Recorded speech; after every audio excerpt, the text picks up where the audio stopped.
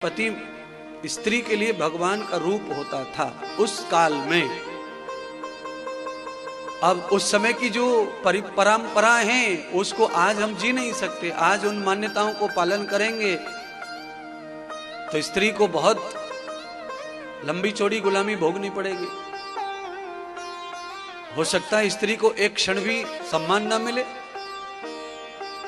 पति को परमेश्वर का दर्जा देकर के इस युग में, विज्ञान का युग, शिक्षा का युग है और मॉडर्न शिक्षा है, मॉडर्न विज्ञान है, पूरी तरह संस्कृति पाश्चात्य हो गई है, पश्चिमिस्त हो गई है।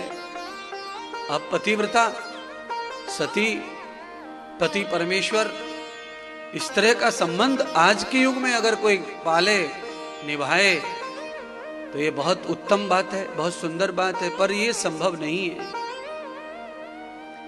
समय समय के साथ में रिश्ते, समय समय के साथ में मान्यताएं समाप्त हो जाती हैं।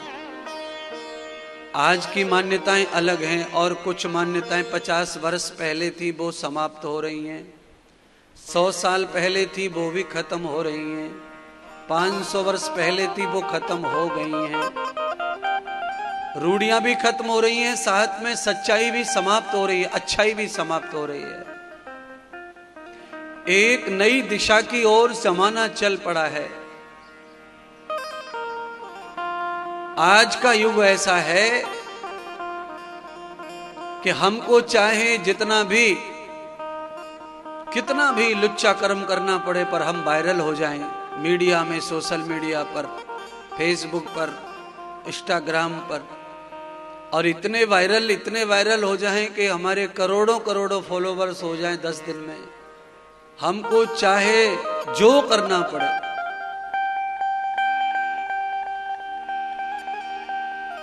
ऐसा कंपटीशन इस समय देश में लगा हुआ है।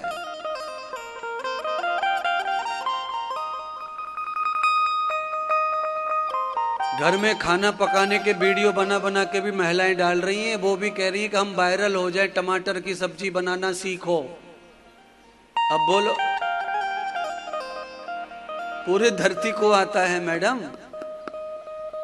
औरतों की बात छोड़ दो, पुरुषों को भी आता है टमाटर का सब्जी बनाना, पर चैन नहीं है।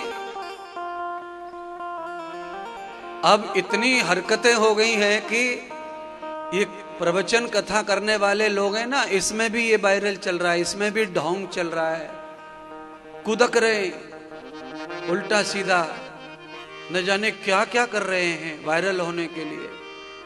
2-3 कथाकार तो ऐसे हैं कि अपनी मैडम को लेके ही अकेले अकेले दौड़े पड़े। उनको लगता है कि मैडम के साथ ही खेल खेलते रहो, दिखाते रहो और वायरल हो जाओ। समझ में नहीं आ रहा है। आप सोशल मीडिया पे चलने के लिए आप अपने आप को स्तर में रखो, स्टैंडर्ड में रखो, उचित रखो, अनुकूल रखो, शास्त्रीय रखो, मर्यामिक रखो, धार्मिक रखो और समाज के हितकारी रखो, तो भी आप सोशल मीडिया पे चलते रहेंगे। और आप एक साथ वायरल नहीं होंगे, कोई बात नहीं है, धीरे धीरे होंगे। आपने पुराने काल में 4वीं कक्षा में एक पढ़ाई पढ़ी होगी, लेसन आता था किताब में, मराठी में भी आता था, वो हिंदी में भी था। लेसन नंबर तो अभी मैं क्या बताऊं कौन से लेसन नंबर पर था, पर मैं बताना चाहता हूं कि लेसन नंबर 8वें पृष्ठ पर मैंने जो कहानी पढ़ी, वो कहानी का नाम है कछुआ खरगोश की दौड़। खरगोश और कछुआ की दौड़। अब आप समझ गए, मराठी में भी था वो तो। अब आप सब लोग बताइए, कछुआ खरगोश की दौड़ में किसकी विजय हुई? कछुआ की विजय हुई। अच्छा, तेज दौड़ने वाला कौन था उसमें? खरगोश। खरगोश परास्त कैसे हो गया फिर कछुआ से?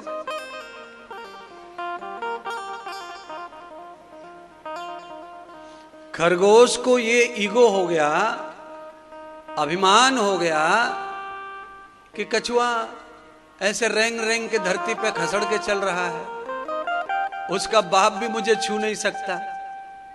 अभी तो किलोमीटर पीछे है, तब तक हम क्या करेंगे दौड़ के?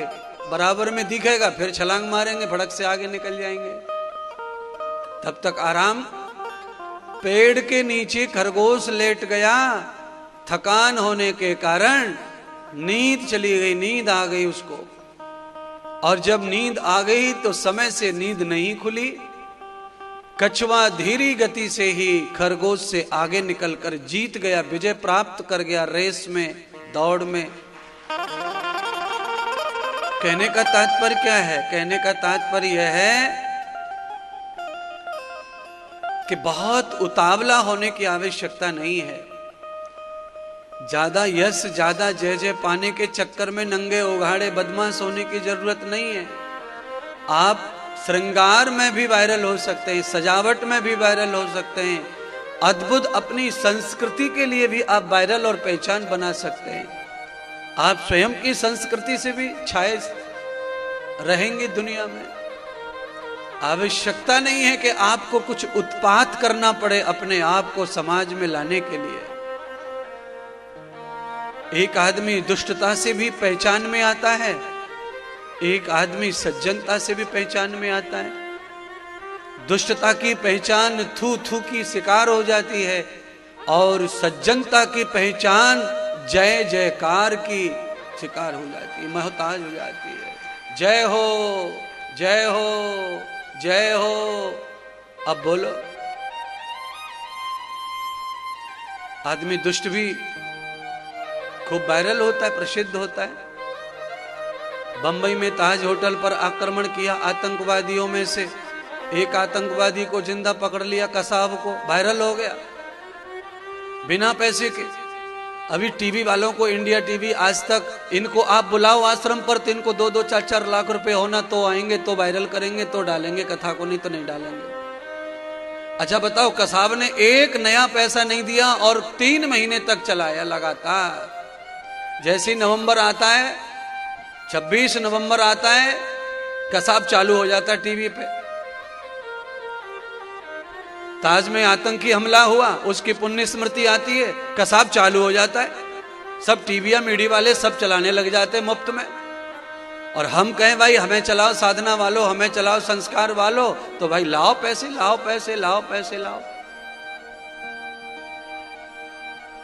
कुल मिलाकर यह है कि कसाब जैसा कुछ कर दो, किसी को बाजार में चला दो, गन चला दो बाजार में, 10-20 को मार डालो, सारा मीडिया, सारा तंत्र, सारे अफसर अपने पास आ जाएंगे, आपको जो भी होगा। पर कुल मिलाकर समझाने का तरीका यह है कि जितनी बार भी ताज होटल में शहीद होने वालों को श्रद्धांजलि दी जाएगी, उतनी बार कसाब को गालियां पड़ेंगी, उसके ऊपर थूका जाएगा। कोई कितना भी वायरल हो जाए खराब काम करके, पर केवल और केवल वो थूक का ही शिकार होता है, अपयश का शिकार होता है। इसलिए बंधुओं, प्यारे प्यारे श्रोताओं, कभी भी अपने आप को समाज में प्रचलित प्रसिद्ध करने के लिए किसी भी बुरी हरकत में सम्मिलित होने की आवश्यकता नहीं है। हमको चाहिए कि 10 लोग कम जाने चलेगा, पर हमें अच्छे से जाने, अच्छे रूप में जाने, अच्छी बातों में जाने। फास्ट दौड़ के काम नहीं चलेगा।